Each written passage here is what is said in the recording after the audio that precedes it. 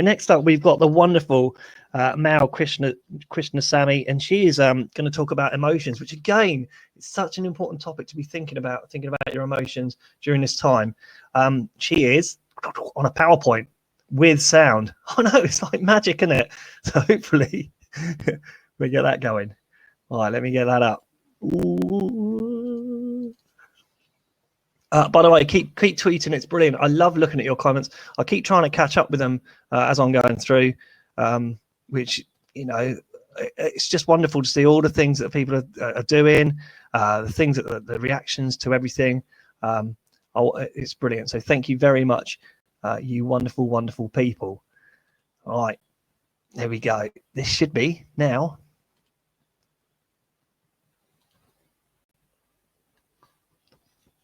Hi everyone, my name is Mal Krishnasamy, Twitter handle @MalCPD. I'm an education consultant and coach, and I'm going to get you to reflect on whether you edit your emotions today. So, currently I'm running a few courses on assertive leadership, and this is for current and aspiring school leaders. A key component of this is emotional intelligence. How self-aware are you? So what do I mean by emotional intelligence? Emotional intelligence. Just going to pause that for a minute because I noticed there's a comment up which is in the way. Just going to get rid of that. Going to hide that comment. Oh, there you go. Lovely. Sorry, Mal. You carry on, please. Thank you. Emotional intelligence is where, on a personal level, you're able to manage your own emotions.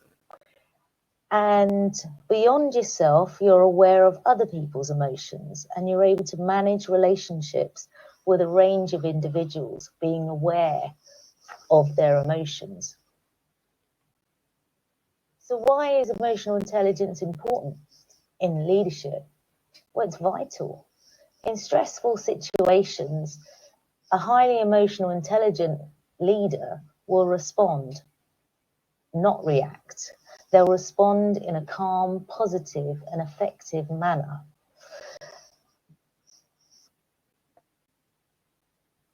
So what is emotional editing?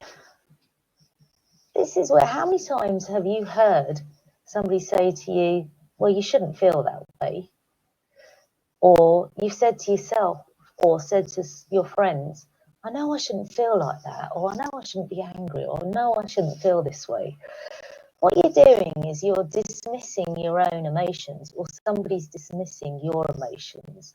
You may be blocking that emotion from your mind, either because it's too painful or you just don't have time to deal with that.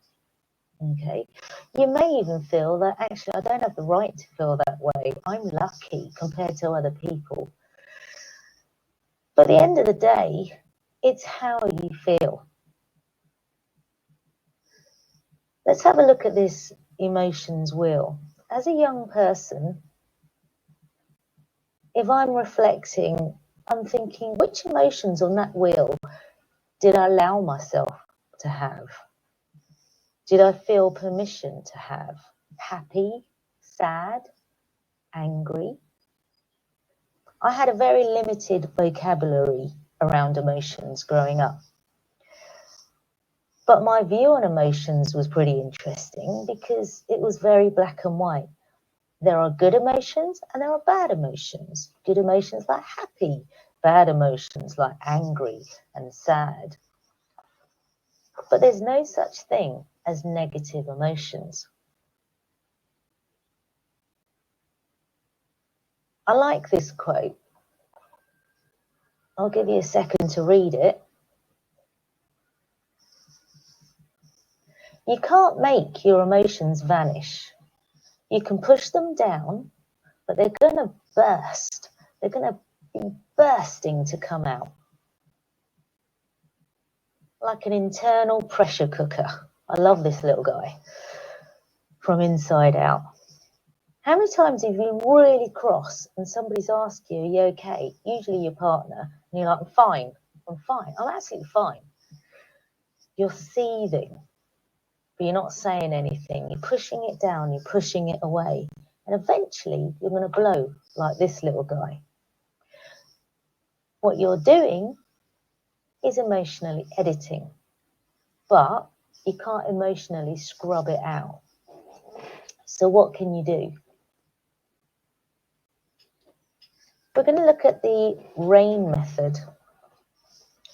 Now, this is something I come across recently, and it's the first time I've been able to put into a really good, summarize really well what a Buddhist monk taught me many years ago. It must have been about 8 years ago now. I went to Thailand with my other half, and we went to a retreat. Now, that sounds lovely, but it was more like a prison. It's where monks, actual Buddhist monks, go to chant and do what they do. And it was very interesting. 5 in the morning, you had to get up and you went to listen to a monk, and he'd be telling you stories. And it was like PSHE lessons. He was teaching us about emotions, and all his stories were about emotions. And the key thing that I came out with is that there are no good and bad emotions. We're all human beings and we all have emotions. The important thing is how you deal with that emotion. How are you going to act on it? Are you going to allow that emotion to eat away at you? So he taught us some methods on how to deal with it, and it's summarized beautifully in the RAIN method. So the first thing is to recognize what you are feeling. Recognize the emotion. I'm angry. And then accept it. Yeah, I'm feeling angry. And you know what? That's okay, because I'm a human being. The next thing to do is to notice where you are feeling this emotion. What is happening to your body? Are your hands clenched? Is your jaw clenched? Is your heart racing? Is your back and neck tense? What kind of thoughts are going through your mind? The next step is to not associate yourself with this emotion. This emotion is temporary. So it's thinking, I am angry.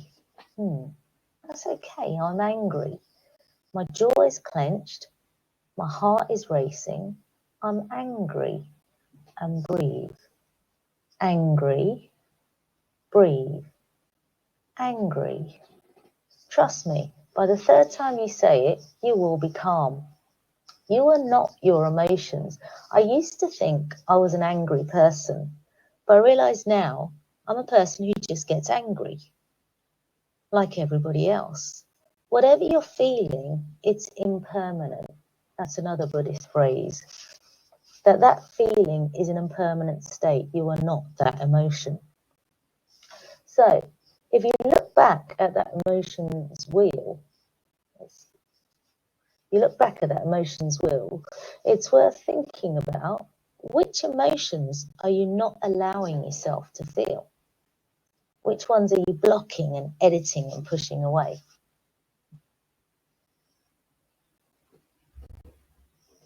Finally, I want you to reflect and think about, do you edit your emotions? Do you feel in control of your emotions? Think about the language you use around emotions. Do you dismiss your own emotions? Oh, I know I shouldn't feel that way. Do you dismiss other people's emotions? Do you say to your students, stop crying, stop getting angry, there's no point feeling like that? Do you say things like that? Yeah, man up. Do you say things like that? Get over it. Yeah. So it's thinking about, are you dismissing your own emotions? Are you dismissing other people's emotions? Okay.